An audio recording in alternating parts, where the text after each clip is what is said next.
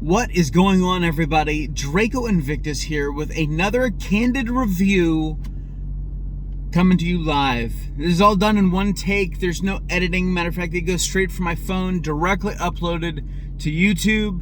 Of course, I'll be putting a pretty decent thumbnail, hopefully. And but yeah, so that's how my Candid reviews work. And yeah, no spoilers. Don't have to worry about that. So if you want to go watch the film after this, then knock yourselves out. And if you've already seen the film and you agree with something I say or don't agree with something I say, hit the comment section down below. If you're new around here, think about subscribing, clicking the bell notification icon so that you get notified the next time I post a video. I do all kinds of nerd culture, movie reviews, gameplay, all that kind of stuff. So make sure to tune in for all of that. So let's get down to it. Ghostbusters Afterlife. This was a fantastic trip. That's what this was. It was a trip down memory lane. I remember watching the original Ghostbusters in theaters and how much fun it was, and it was a little spooky, but it was funny, and this movie was that. Jason Reitman, who co-wrote and directed the film, the son of Ivan Reitman, the original director. It was an incredible homage to his dad, and I heard it explained this way, and I totally agree. This was a love letter to Harold Ramis. For those of you that don't know, Harold Ramis played Egon Spengler, and Dan Aykroyd had written like a 400-page book that Harold took and turned it into a screenplay. If it wasn't for Harold, we may not have had the Ghostbusters. Well, for sure, we wouldn't have had the Ghostbusters that we had back in the 80s. And so yeah, this was a great love letter to Harold. This is what Ghostbusters 3 should have been. Not the one that came out a few years ago. The one that, it's like Voldemort. We just don't talk about it. Anyway, let's talk about the good, the bad, and the overall experience. Well, first off, obviously my overall experience was fantastic. The acting was wonderfully done. The script was great. Pulling it out of New York City, I wasn't sure about, because New York was the home of the Ghostbusters, but I totally understand the story behind why it happened, why Egon decided to leave New York, and what he was doing, and it's all explained in the film. There's nothing that you go, I don't get, why that is. It's all explained. So let's talk about what was bad in the film. Let's start with the cons.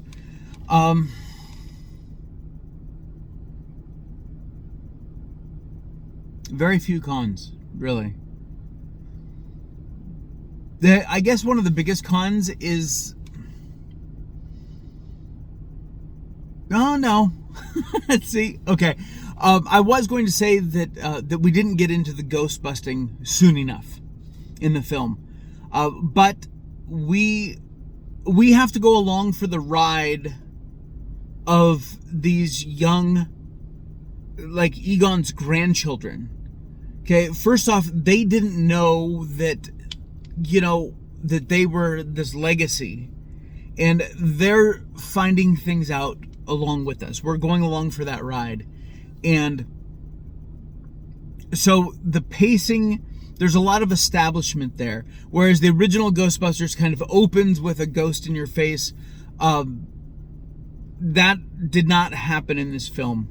And originally that is kind of a con in my head as I was kind of sitting here thinking through it. But the more I think about it, no, we have to go along with this new generation, and we have to go through the learning curve, because they aren't they certainly show aptitude for various things. Phoebe, who is the main character of the movie, Egon's granddaughter, She is the lead of the film, and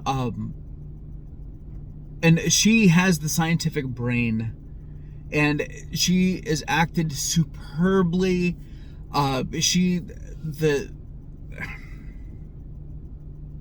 young lady that played Phoebe did a fantastic job of giving us a teenager's view, a nerdy teenager's view of what the science is and how she kind of walks through that.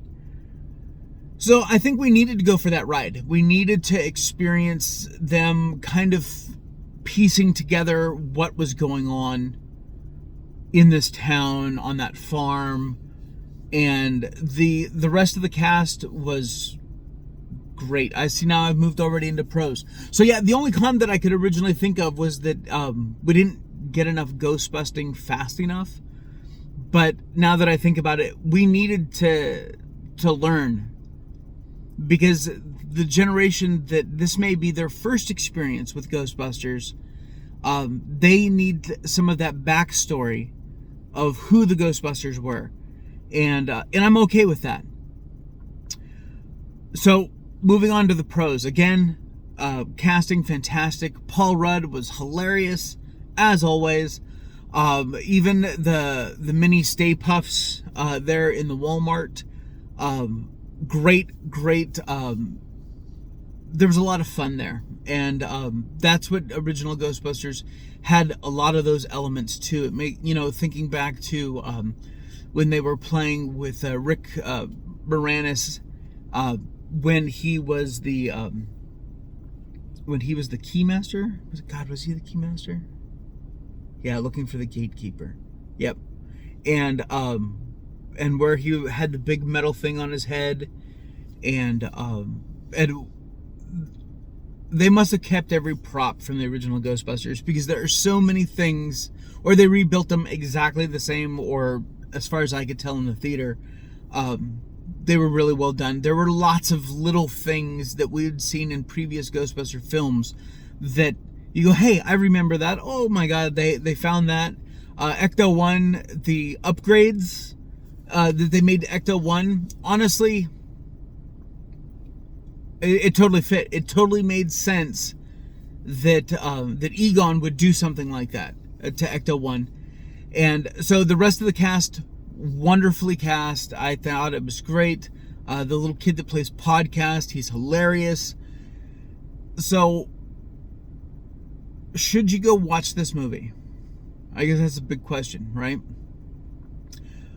I'm going to say emphatically, if you loved the Ghostbusters at all, like the original Ghostbusters and Ghostbusters 2, go watch this movie. Go see it. Go see it on the big screen. It's worth the big screen visit. If you can. I know some people are kind of, worried still about COVID and all that stuff. There were 3 people total, including me, in the theater watching this film. I went and caught the earliest show that I could, because I have other things that I need to get done today. But yeah, go see this film. Enjoy it. If you're an old bastard like me, then it is a fantastic trip down memory lane. Jason Reitman surely honored his father with this film. And like I said, it was really a love letter to Harold Ramis. Simply because,